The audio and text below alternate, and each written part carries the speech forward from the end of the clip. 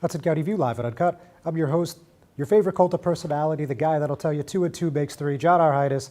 And of course, the latest and greatest in Hudson County news, as everybody viewing knows. On Tuesday, we had our municipal elections in Bayonne. It looks like 4 more years for Mayor Jimmy Davis, and it looks like his slate did an equally good job. Looks like a sweep, but you know, the Ashton Growski team is not calling it just yet, so I'm going to tell you what that all means.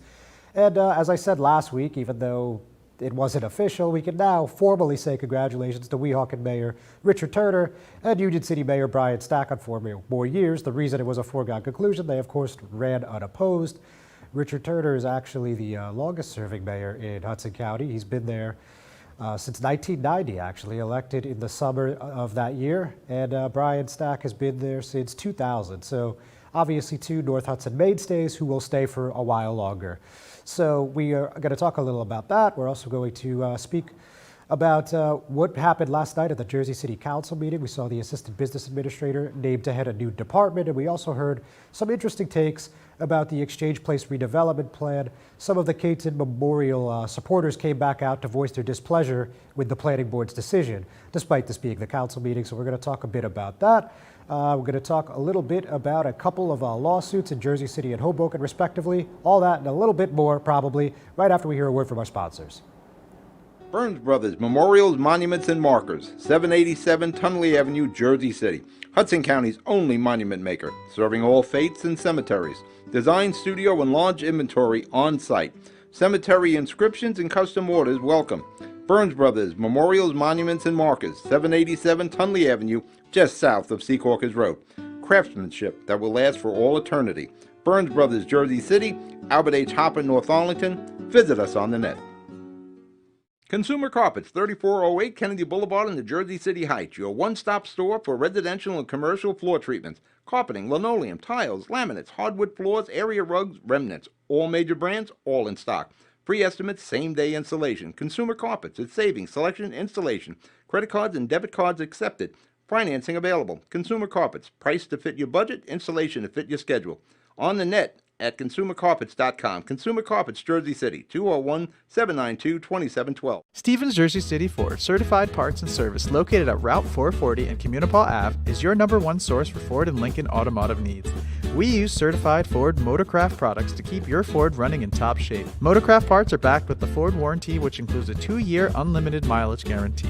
Our team will have the right Motorcraft part to ensure the best performance from your Ford or Lincoln. You can order in person at the parts counter or online.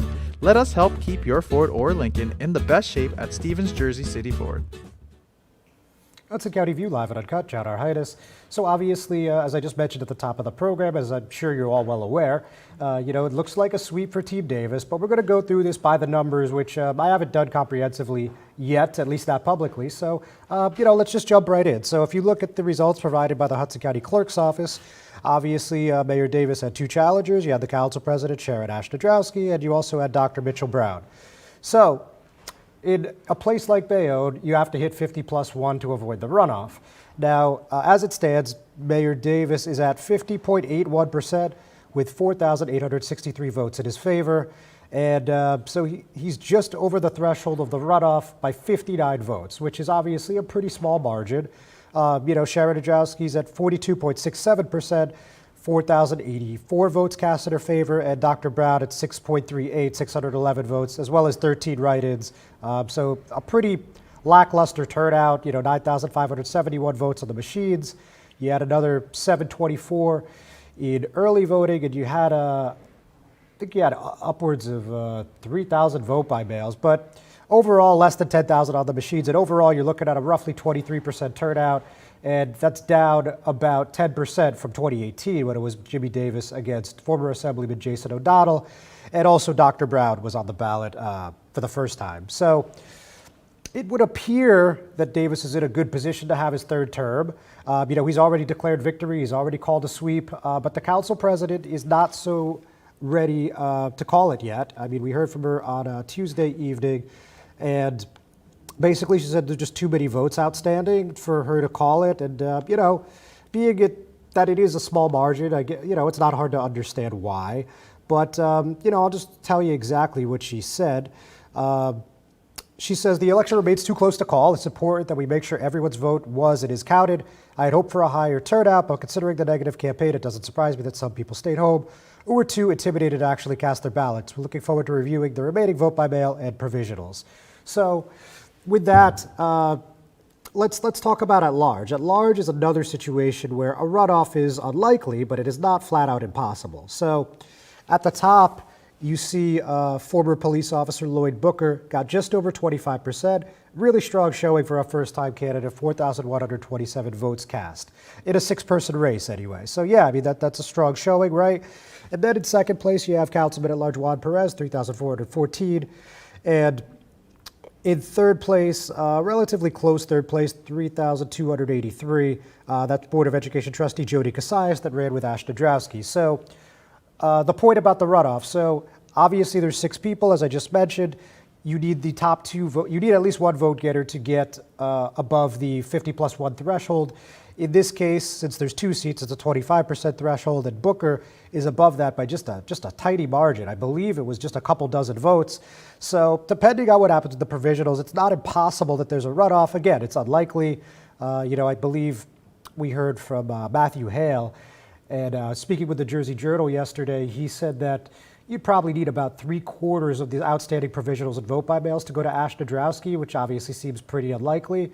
For at large, I think the split would probably be a little less dramatic. It would probably be something like 60% would have to favor Casillas or maybe KT Torello, who came in fourth.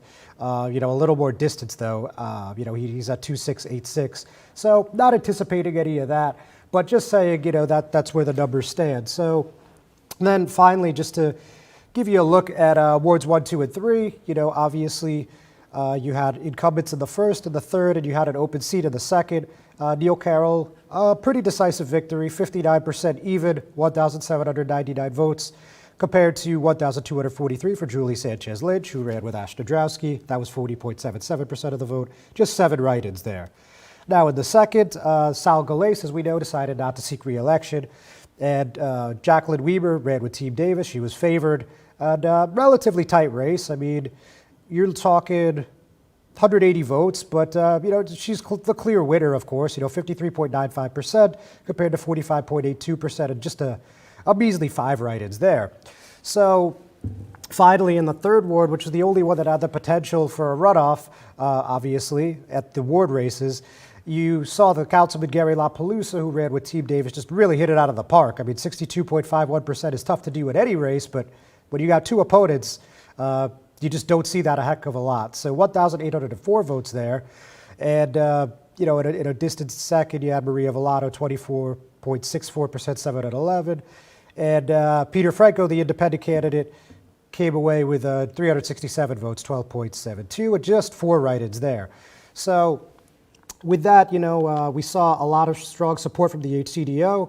At this event for Team Davis at the Chandelier, we saw Hoboken Council President Mike Russo, Hudson County Commissioner Anthony Romano, of course, also of Hoboken, Jersey City Mayor Stephen Fulop, County Commissioner Bill O'Day, Board of Commissioners Chairman Anthony Veneri.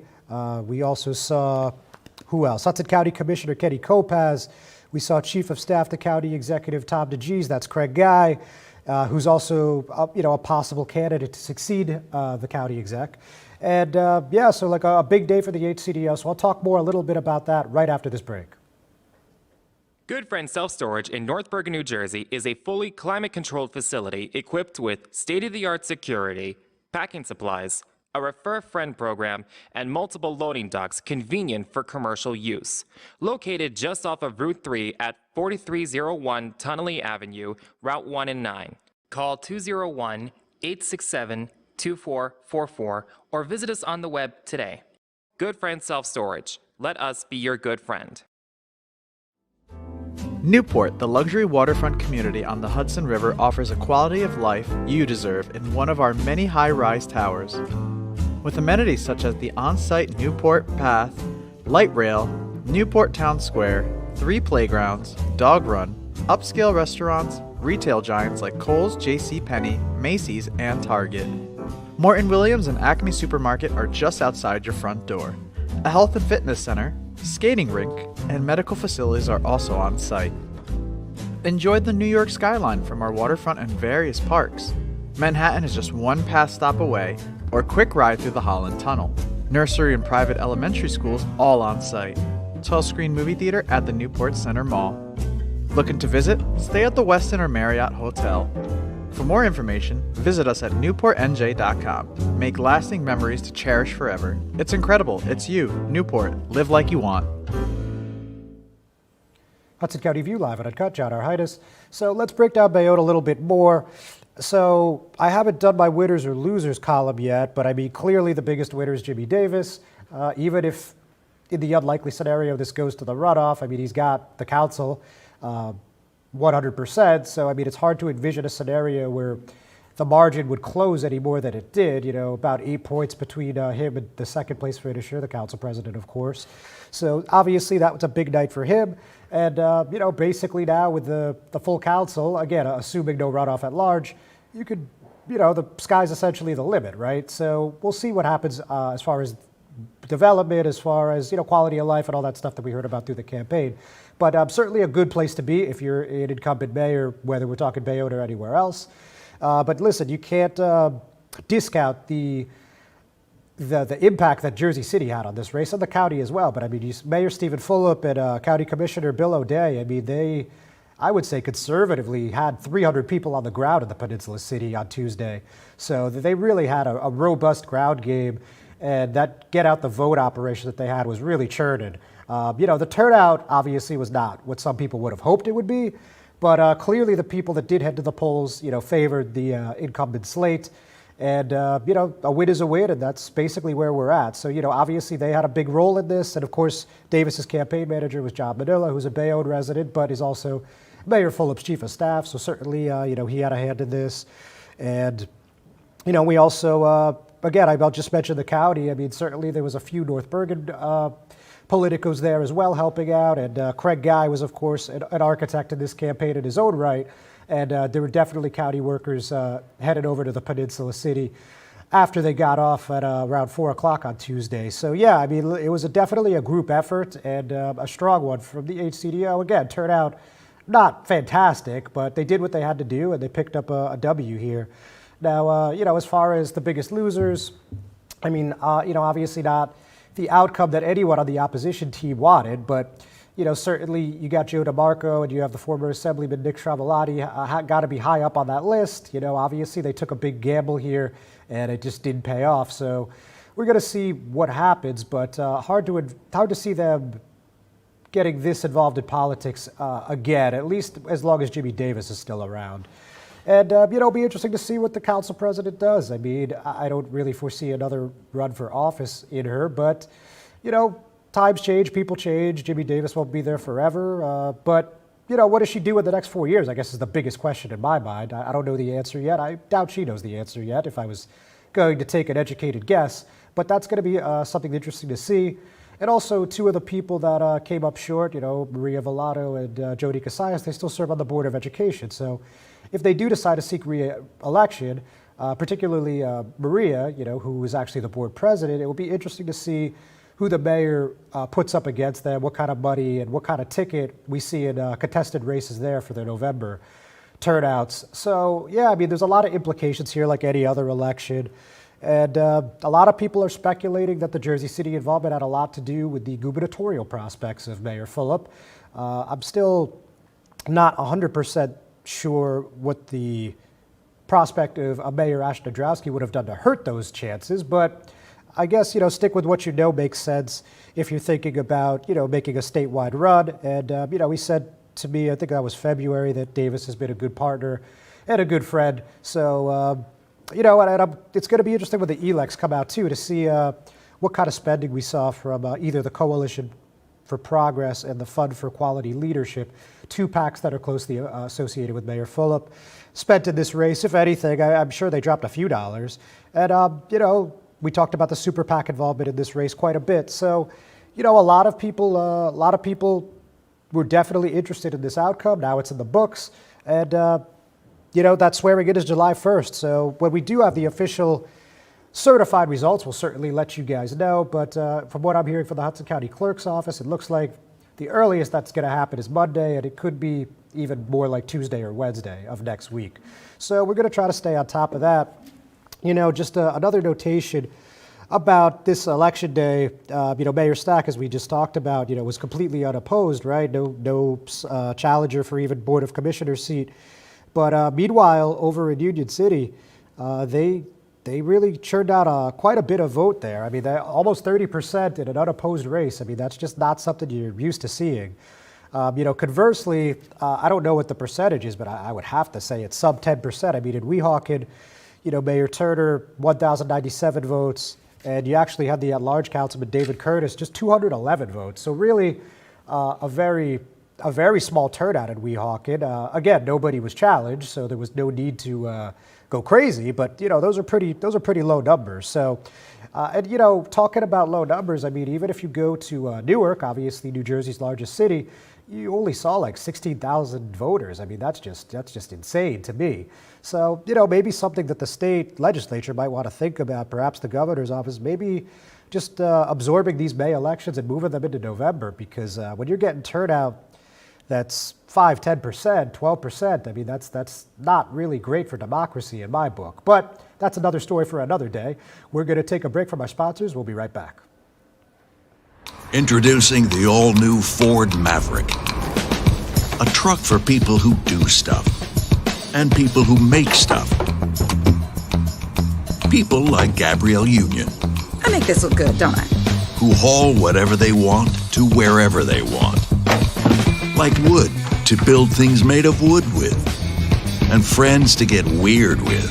It's for long trips that the standard hybrid engine with a targeted EPA estimated city fuel economy rating of 40 miles per gallon helps with. That an 8-inch touchscreen connects with. And any trip that this interior makes more comfortable. But we'll let Gabrielle tell you all about it. Or I could just tell them it's a Ford truck that starts at less than $20,000 MSRP. Yep, that works too. The all-new Ford Maverick. Built to defy expectations.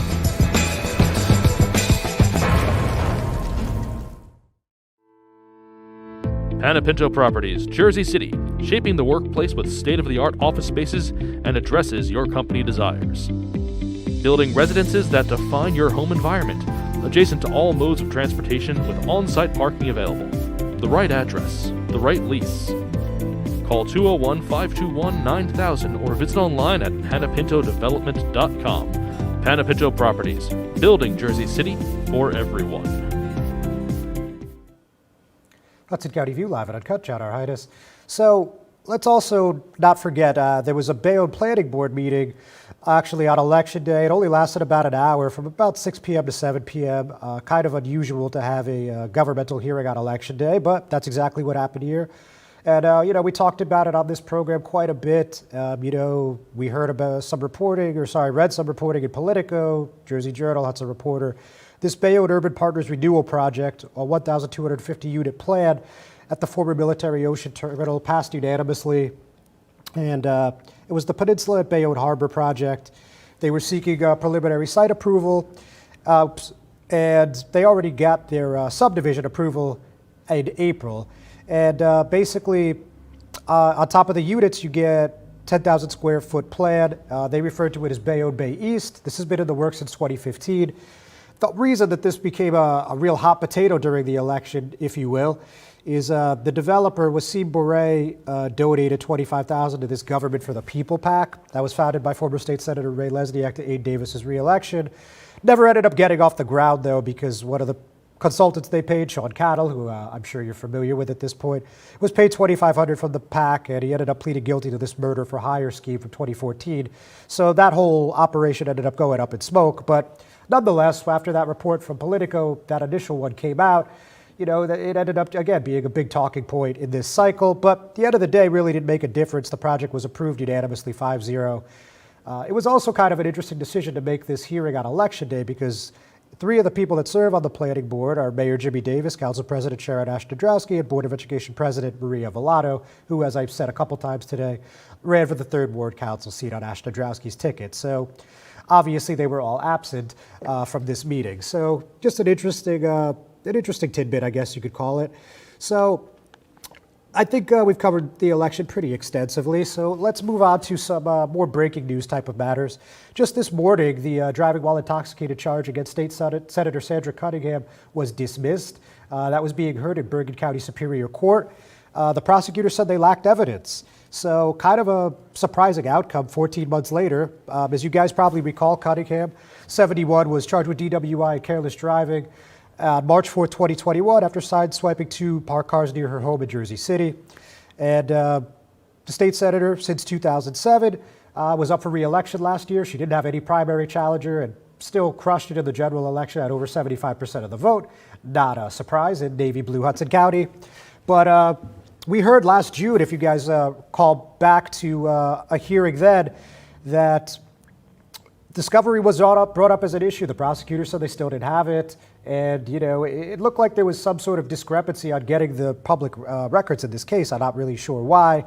But for whatever reason, they, ended up coming to the determination that there just wasn't enough evidence to see this thing through. So, that's in the record books now. I mentioned there was a couple lawsuits we wanted to talk about. The first one, let's talk about the Morris Canal Redevelopment Area Community Development Corporation. A bit of a mouthful. They've changed their name on paper a few times, but most people know them as the MCDC. But anyway, they're filing to stop a 17-story, 420-unit project at 417 Communipaw Ave. You probably know it as Morris Canal Manor. Long story short, this is something that went to court last year, and it was August that a judge remanded it back to the planning board. He said the amendments need to be reheard. And at the end of 2021, that's exactly what happened. The planning board approved it. In February, the council tabled the amendments, which is kind of surprising. You don't see them table much these days, but that's exactly what happened in February. Then in March, they approved it. And now at the end of April, we got this 23-page lawsuit filed. So just to give you a quick example, the planning board did no diligence to determine whether and how extensively any person might have been linked with the MCRACDC before prohibiting such person from commenting.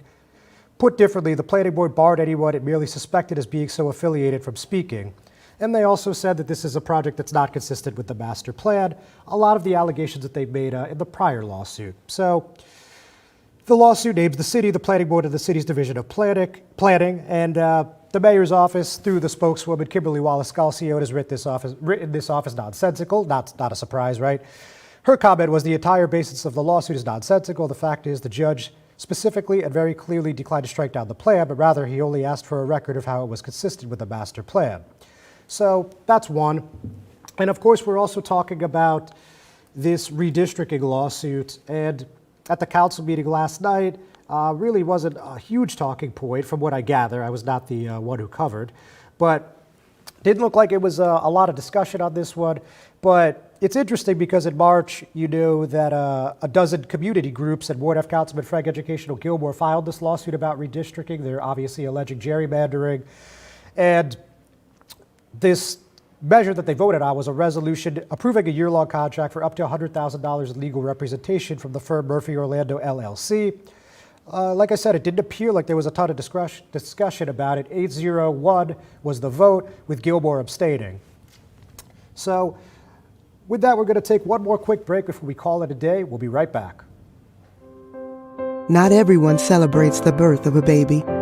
You have options. Don't panic. New Jersey has safe havens for unwanted infants. Leave the baby with staff at any hospital, ER, police or fire station, or rescue squad. Call the number on your screen for safe haven locations or go to www.njsafehaven.org. No shame, no blame, no names. Safe Haven.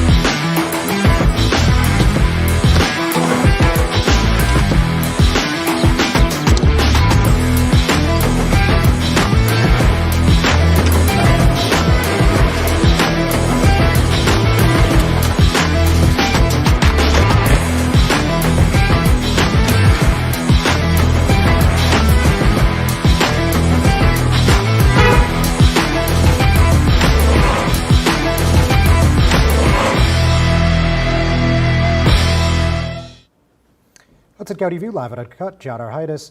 So a lot of people also discussing this lawsuit from 5153 14th Street Condominium Association, Inc.